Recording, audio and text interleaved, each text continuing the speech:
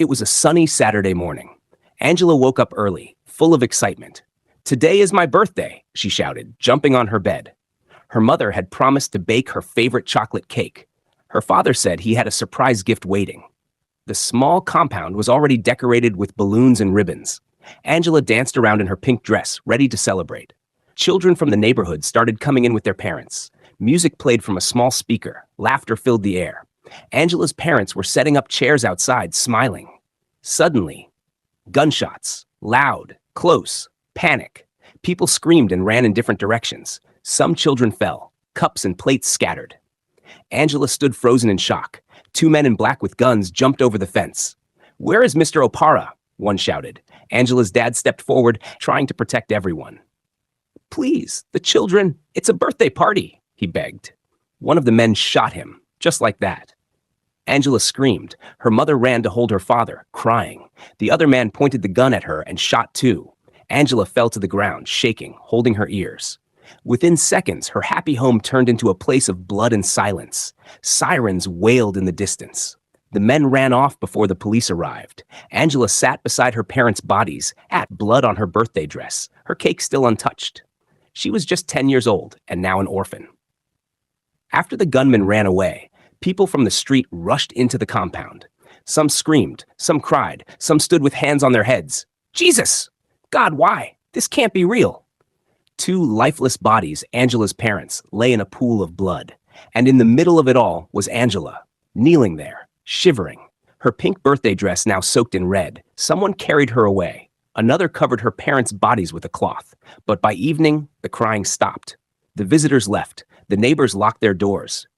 By nightfall, Angela was completely alone. She sat by the door, waiting, hoping someone would come back. But no one did, not even a relative, not even a neighbor.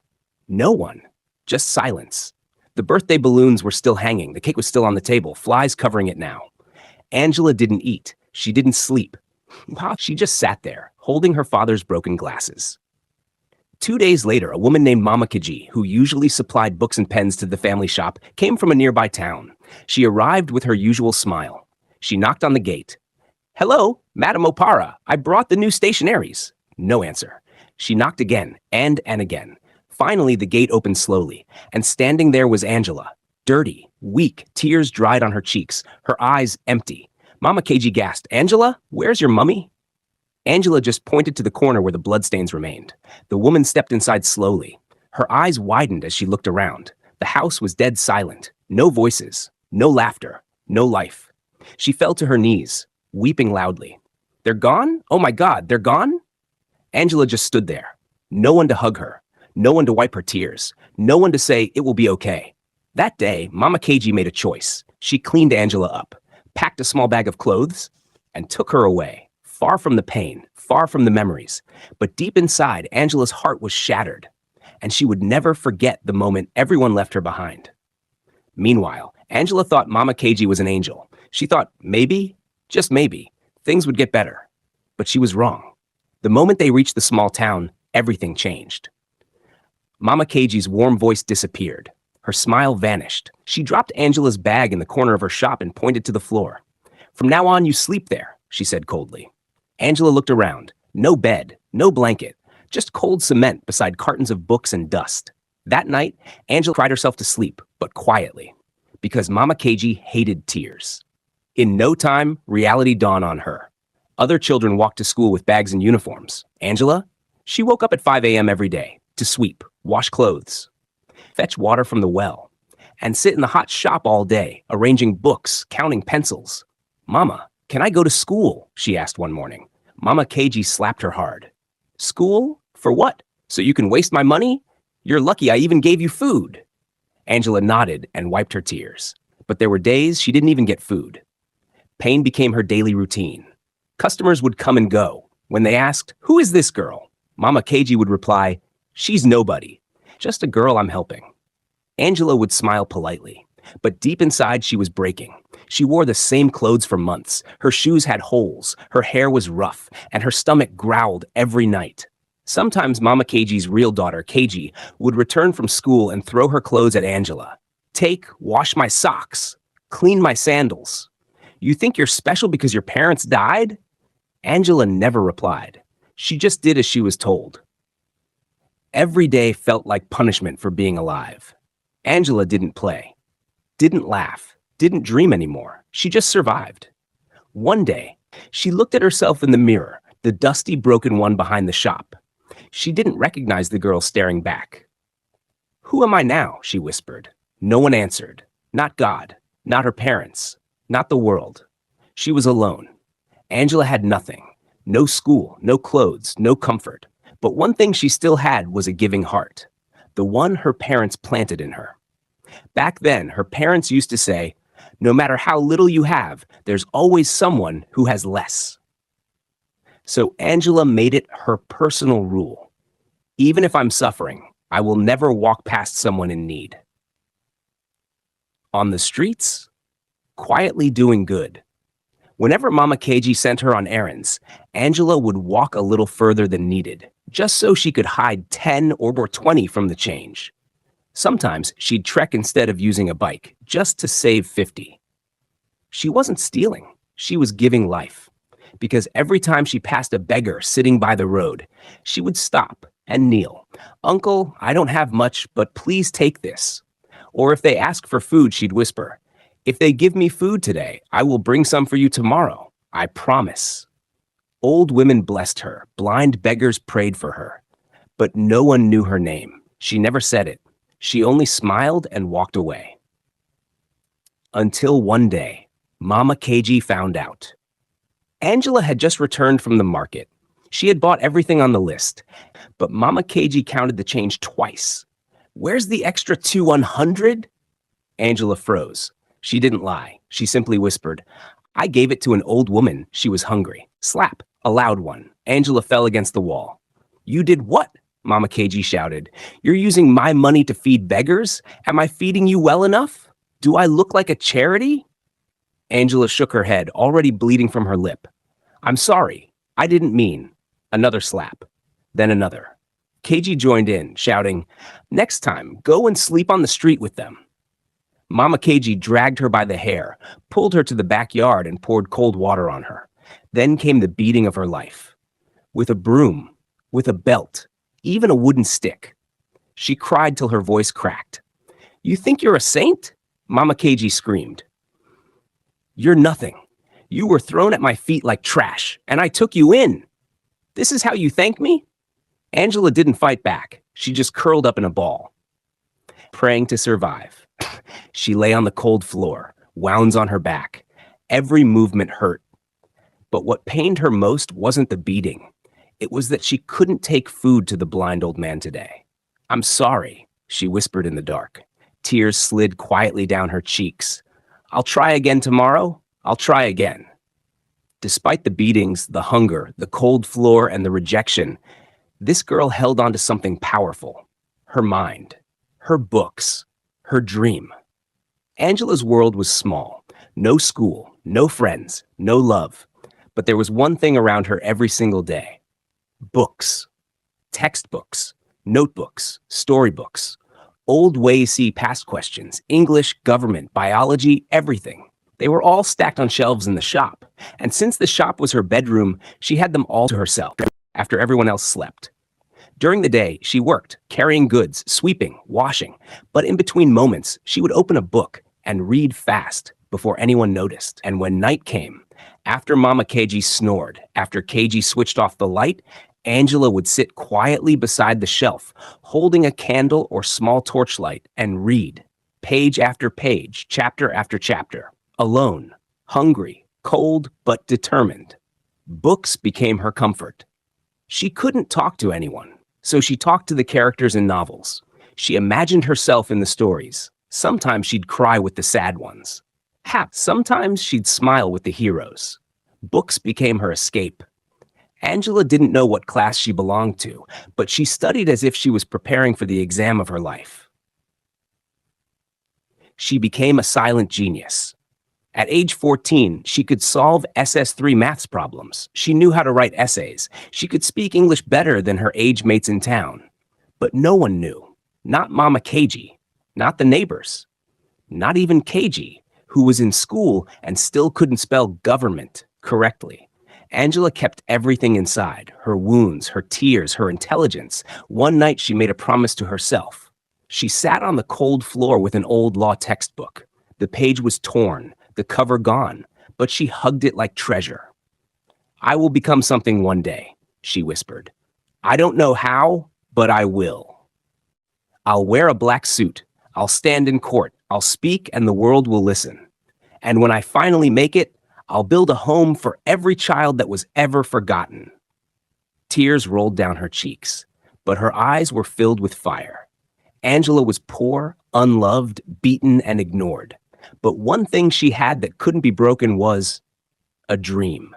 And she held onto it like her life depended on it, because it truly did. Years later, Angela was 17 years old now, tall, slim, tired, but still burning inside. Her eyes looked older than her age. Her feet were rough from walking long distances barefoot. She still worked in the shop, still swept, still got slapped, still read at night. But now, Mama KG had added something new: hawking.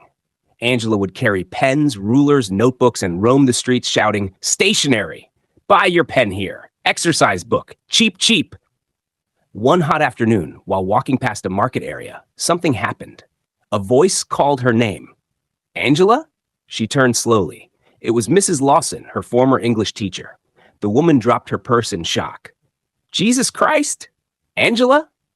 Angela looked down in shame. Her clothes were torn. Her face was pale. Her slippers had been stitched with thread. But Mrs. Lawson remembered clearly. Back then in JSS2, Angela had been the brightest girl in the entire school. The one who always sat in front. The one who always had her hand up. The one with the best handwriting. "What happened to you?" Angela couldn't speak. Tears rolled down. Mrs. Lawson hugged her. Then she followed Angela home. For days, she took her time to study Angela's situation. She saw the small shop, the dust, the sleeping corner, the worn-out clothes. She watched as Angela silently served food to Mama KG, then ate from the pot with her hands. Her heart broke. Then one night, she called other teachers. She called the local government office. She even contacted a small education foundation. Angela's case became a mission. Mrs. Lawson helped Angela register for WAC. A neighbor gave her old textbooks. She studied day and night, after hawking, after beating, after insult. Angela sat for the exam. She poured out everything she'd read from all those nights in the shop. And when the result came out, straight A's. She got a scholarship into Gracewood University Law Department, full ride. When the letter came, Mama KG tore it in half. "You're not going anywhere," she screamed. "Who will be helping me here? After all I've done for you?" Angela cried. KG grabbed her hair. "Why you? Why not me? You're a thief, a rat." But it was too late. The government and the scholarship board were involved. Mrs. Lawson had made too many calls. Mama KG fought tooth and nail, lied to the officials, claimed Angela was mentally unstable, even tried to report her missing. But nothing worked. Angela was meant to go. Since they couldn't stop her, they tried to break her spirit. They stopped giving her food, locked her out of the shop, threw her books in the gutter. KG poured salt in her bathing water. Mama KG mocked her daily. "You think you'll become a lawyer? Watch and see." Angela just cleaned her books, dried them in the sun, and kept going. The day she left, she had only one small bag, no phone, no money. But her heart was full of hope. As she walked away, Mama KG shouted after her, "You'll come back crawling. Useless girl." Angela didn't turn back. Her eyes were on Gracewood University. Her future, her freedom, her second chance. Months later, Angela arrived at Gracewood University with a bag of secondhand clothes, one old pair of sandals, and a mind full of dreams. Yeah, the school gates looked like heaven. Tall buildings, clean environment, rich kids in expensive clothes. She looked around amazed and a bit scared, but she told herself, "You don't need to look rich. You just need to win." Angela knew the scholarship only covered school fees and books. But what about pads, toiletries, food, laundry soap? So she found a small dry cleaning shop near campus. She begged the owner for a job. "Please, sir, I don't care how small the pay is. I just need to work. The man agreed. She started washing clothes, ironing, folding, before and after lectures. Her routine wasn't easy. Class in the morning, work in the afternoon, night lectures, homework and reading till midnight. Her hands became rough, her feet cracked, her body was always tired. But she never complained, and whenever she got paid, even if it was just 1,000, she always removed a part of it for the beggars outside the school gate. People laughed at her. Some students mocked her. See this local girl again with her nylon slippers. She smells like bleach and bar soap, always carrying books like her life depends on it. Oh wait, it actually does. Some workers at the dry cleaning shop mocked her. Why are you still giving money to beggars when you're one of them? Even in the hostel, roommates whispered, she's always helping people, but who's helping her? But Angela didn't stop. She smiled when she gave. Sometimes she sat beside a beggar just to talk. Sometimes she gave them water or bread from her own lunch. One night, she said to herself, people don't have to understand me. I know what it feels like to be forgotten. So if I have only 100 and I see someone who needs 50, I'll share it. That's who I am. Angela never let rejection change her personality. She never let poverty kill her purpose. She was becoming a silent light in a world that had once tried to bury her. Years later, one hot afternoon, as usual, Angela was walking back from class. Her bag was heavy, her body tired, but her heart was still gentle, always watching for anyone in need. Just as she reached the school gate, something caught her eye. There he was, an old man, sitting quietly by the gate. His clothes were torn beyond repair, his slippers didn't match, and in front of him sat a small empty tin cup. His head was bowed, his eyes barely opened. He looked like someone the world had forgotten. But the students saw him differently. Some walked past, laughing. Why is he always here? He smells worse than the hostel toilet. Then came Jessica, one of the biggest girls on campus. Famous, loud, rich, rude. She was holding a large pack of popcorn, and then she started throwing it at the old man, one piece at a time. Catch, she laughed. If you miss it and you bend to pick it, you'll throw the whole thing away. A crowd gathered. Some students joined in. They laughed. They filmed with their phones. They turned the old man into a joke, like he wasn't even human. The old man didn't say a word. He just sat there, his head still down, his body shaking slightly. Angela stood there, frozen. It was the first time she saw him. Her chest tightened, her eyes burned. She remembered how she sat beside her parents' bodies, how people looked at her with pity or ignored her pain. She couldn't take it. Angela walked through the crowd, slowly but boldly. She reached into her bag and brought out a small nylon. Inside was a piece of bread and a sachet of water, her lunch. She knelt beside the old man. With tears in her eyes, she whispered, "Please, eat this today." The old man looked up for the first time. His eyes, tired but soft, met hers. He smiled faintly, not just at the food, but at something he hadn't seen in a long time. Kindness. "Thank you," he said in a low, cracked voice. "You are the first person that has looked at me like I'm human." Angela didn't reply. She just smiled, wiped a tear, and walked away, ignoring the crowd. From that moment, something changed in the old man's eyes. The next day, Angela passed by the gate again after lectures. The old man was there, same spot, same clothes, same tin cup, same empty eyes. But when he saw Angela, his face softened, like she brought sunlight to his storm. Angela smiled and walked over. She sat on the pavement beside him quietly.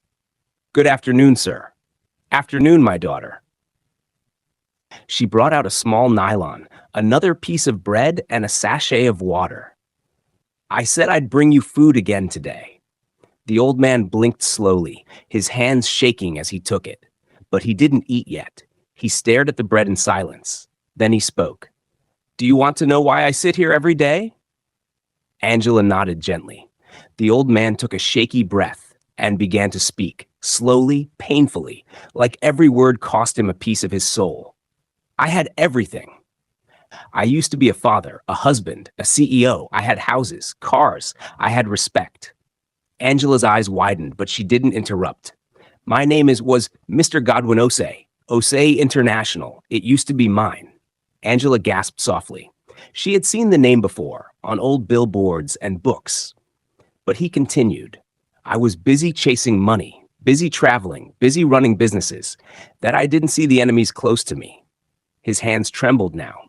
One day, my wife and children got into an accident, but the brakes were tampered with. The police called it a mistake. I called it bad luck, but I later found out it was planned. Angela's heart dropped. By who? She whispered. He laughed bitterly. My business partners, people I trusted. They didn't just want my company, they wanted my life to end slowly. So after my family died, they came for the rest. They took everything. They forged papers, bribed lawyers, turned my board members against me. The same people I fed turned their backs. One night I went home, and the guards at my own house didn't let me in. Angela's lips parted in shock. I slept on the street for the first time that night. It rained. I had no one to call. He looked at her now, his eyes wet. I wanted to die, my daughter. I even tried to drink poison once, but something held me back. I don't know what. Now I sit here, not to beg. I sit here to see if there's still one good person left in this world. He looked down at the bread in his hand. You saw me. You fed me. You called me sir. You reminded me that I'm still a human being. Angela wiped her tears. I'm so sorry, sir, she whispered. I know what it means to lose everything, too. I was 10 when I watched my parents die in front of me. He turned to her sharply. Then we are both survivors. They sat in silence for a moment. Two strangers, two broken hearts, two warriors sitting. And from that moment on, Angela didn't just walk past the gate anymore. She came to sit with him, talk with him, eat beside him. What others called a beggar, Angela called a friend. She sees him as a father. It had been 2 weeks since Angela first met the old man. Every day after class, she would stop at the gate. Some days she brought bread. Other days it was rice wrapped in nylon. But most days it was just her presence that mattered. They would talk, laugh, sit in silence. Angela had even started calling him Papa. One afternoon, something strange happened. Angela arrived with a small meal of beans and plantain, but the old man wasn't smiling today. He looked tired, like his soul was carrying a secret too heavy to hold. Angela sat down as usual. Papa, are you okay? He nodded slowly, then reached into his torn coat. What he brought out shocked her. A gold pen, old? Rusted, but with one small engraving. Osei Intel, power through purpose. Angela blinked. She had seen those words before, in textbooks and TV adverts as a child. He placed the pendant in her hand and closed her fingers around it. Keep this, he said softly. One day you'll understand what this means. Angela looked confused. Papa, why are you giving me this? The old man smiled, but it wasn't his usual smile. It was sad, like a goodbye. Because I see myself in you, Angela, he whispered. You're not just kind, you're strong, stronger than even you know. Then he said something that shook her. Next time you wear a black suit in a big place, remember this day. Remember that your power came from pain. Angela's chest tightened. Papa, don't talk like this. He stood slowly. For the first time, he looked tall, bold, almost like a different man. He picked up his tin cup, looked around at the students passing by, then whispered, I think I've seen enough. Then he walked away, slow, calm, and didn't look back. Angela watched him, feeling a strange chill, like something important just happened. But she had no idea. The next day, Angela rushed out of class with a smile. She had wrapped a small pack of jollof rice for Papa. She even used foil paper this time, just to make it special. But when she got to the school gate, the old man wasn't there. She looked left. She looked right. She even checked behind the fence. Nothing. Maybe he went to ease himself, she thought. So she sat and waited. 30 minutes passed. 1 hour. Still nothing. Second day, Angela came again. This time, she brought bread and banana. Still, no sign of him. She asked a security man near the gate, "Uncle, please, the old man that usually sits here, did he come today?" The man looked at her and frowned. "Who? That smelly one?" "No, oh, I haven't seen him since 2 days ago." Angela's chest sank. Now she was worried. She started walking around the area, asking random people, "Did you see an old man with a tin cup? He sits at the gate often. Quiet man, gentle eyes." Most shook their heads. Some laughed. "Why are you looking for beggars? Face your studies!" That night, Angela broke down. She returned to her small hostel room, dropped her books, sat on the floor, and stared at the pendant in her hand.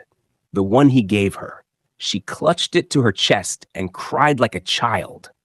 "Why did you leave, Papa?" she whispered. "You said I reminded you of hope. You said I made you feel human again. Why didn't you say goodbye?" She cried silently into her pillow. Not because he owed her anything, but because she needed him. Just one more talk, one more smile, one more moment of peace. The pendant became her prayer. Every day, she wore the pendant under her shirt. She stopped by the gate, always hoping, but he never returned. Days turned into weeks. No one saw him. No one knew his name. No one even remembered he existed. Except Angela. 1 week to graduation, the school authorities dropped a bombshell.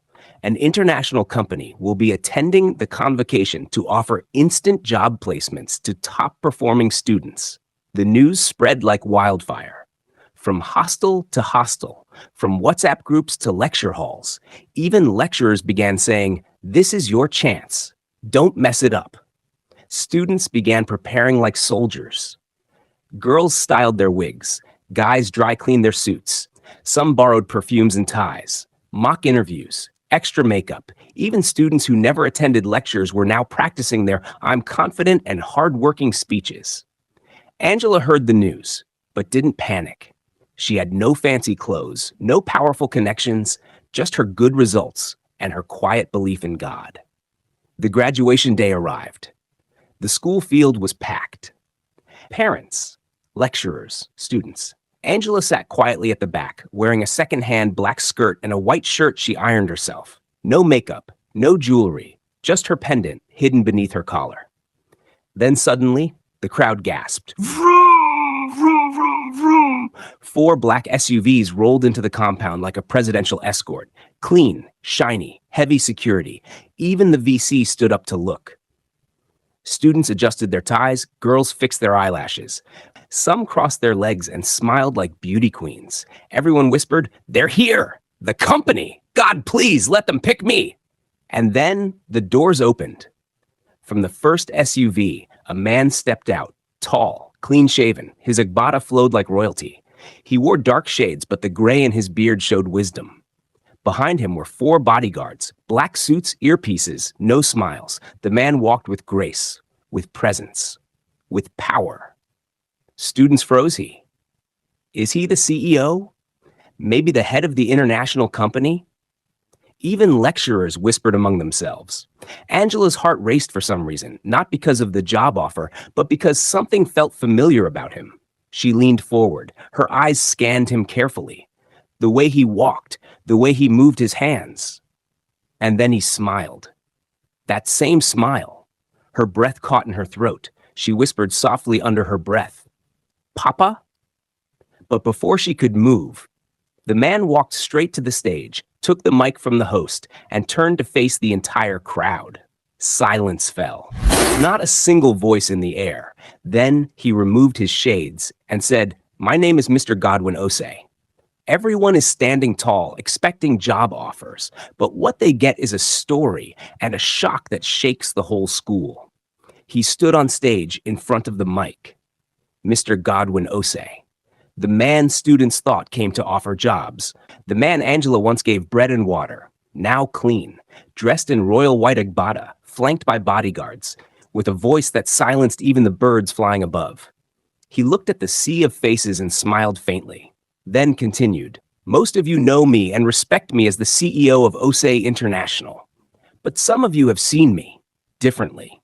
as a beggar, as trash on the street, as someone you mocked and threw popcorn at. The crowd gasped. People glanced at one another. Some shifted uncomfortably in their chairs. Even Jessica's eyes widened in panic. Mr. Osei continued, "Years ago, I lost everything. My wife, my children, my home, my company. My own friends betrayed me. They took everything and left me to die. But after I recovered my company back, there was still a vacuum in me. The thought of who would take over my company consumed me. Then I decided to disguise myself. I slept on the streets, ate from dustbins. I came here, to this university gate, not to beg, but to see if humanity still exists." His voice cracked slightly. You could hear a pin drop, and I almost gave up until one girl changed everything. He paused. Then slowly he turned his eyes toward the back row, toward Angela, Angela who was frozen in place, tears already flooding her eyes, her mouth slightly open in disbelief. She didn't know my name. She never asked for anything in return. She gave me food, respect, time, and dignity. She made me feel human again. She gave when she had nothing. And then the earthquake hit. He took a deep breath.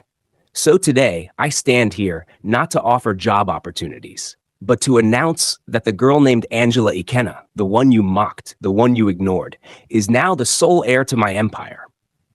My houses, my businesses, my name, my legacy.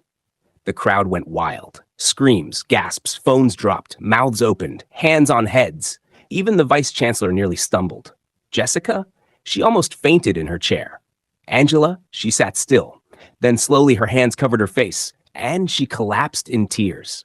Not just because of the riches, but because someone finally saw her, finally loved her, finally rewarded her for the goodness that came from pain. Mr. Osei stepped down from the stage, walked through the crowd, ignored the cameras, ignored the cheers. He reached Angela, stretched out his hand, and said softly, "My daughter, it's time to come home." 2 days after graduation, 4 sleek black SUVs began driving through the streets of the small community. Children paused their play. Adults stood by the roadside. Shopkeepers peeked out, wondering who the VIPs were. Inside the first SUV sat Mr. Godwin Osei, dressed in his royal agbada, and beside him was Angela. But this time, she wore a smart designer suit. Her hair was done neatly. No dust, no tired eyes, only quiet confidence. On their way to Mama Keji's house, Angela tapped the driver. "Stop here, please." She stepped out, Mr. Osei beside her. On that very corner, a few beggars sat, weak, hungry, forgotten. As soon as they saw her, they gasped. Angela?" One of them cried out. She smiled warmly and began handing out food packs, water, and gift envelopes. Some hugged her tightly. Some cried and kissed her hands. "Since you left, nobody brings us anything anymore. I haven't eaten in 2 days. I knew you'd become someone one day." Mr. Osei smiled from the side, watching. Angela wiped tears and said, "I never forgot you. You were part of my journey." Then she returned to the car. Minutes later, the 4 black SUVs pulled up in front of the old shop. Mama Keji was outside, sweeping the dusty front yard. Keiji, now pregnant, was sitting in front of the shop, roasting corn lazily. Everyone froze. All heads turned to the sound of the engines. Eyes widened at the shiny black cars. The doors opened slowly. Angela stepped out first. Clean, bold, beautiful, powerful. Gasps filled the air. Mama Keji screamed. The broom dropped from her hand. "Angela! Are you this? Like this?" Keiji dropped her corn stick and held her stomach. "Wait, don't tell me you own all these?" Angela smiled softly and said nothing. Then Mr. Osei stepped out from behind her. His outfit alone could buy the entire street. He walked forward slowly and spoke gently. "Yes, she owns everything. But out of kindness, we're not here to shame you. We're here to say thank you." Silence, then shaking. Mama Keiji looked like she'd seen a ghost. She stumbled back against the wall. Mr. Osei continued, "My daughter told me how you brought her into your home and how cruelly you treated her. You starved her, you beat her, you mocked her for dreaming. But still, If not for you, she may never have had the strength she carries now. He opened his folder and pulled out a check. So for helping her, even in your own strange way, here's 300,000. Do with it what your heart desires. He handed the check to Mama Keiji. Her hands shook. She didn't know whether to fall, cry, or beg. Keiji? Her eyes were filled with tears. She whispered under her breath, I thought I would be the one to make it in this life. But look at how life turned everything around. Me and my mother, roasting corn while Angela returns in convoys. Angela looked at her. Her eyes were soft, not bitter. I don't hate you, Keiji, she said calmly. You were part of my story, and I forgive you. Then she turned, entered her car, and shut the door. The convoy drove off slowly. As the convoy disappeared down the street, silence settled like a curse. Mama Keiji stood frozen, holding the 300,000 check like it burned her fingers. Her chest heaved. She turned slowly to face Keiji, who was still sitting on the bench, fanning the corn like her soul wasn't shaking.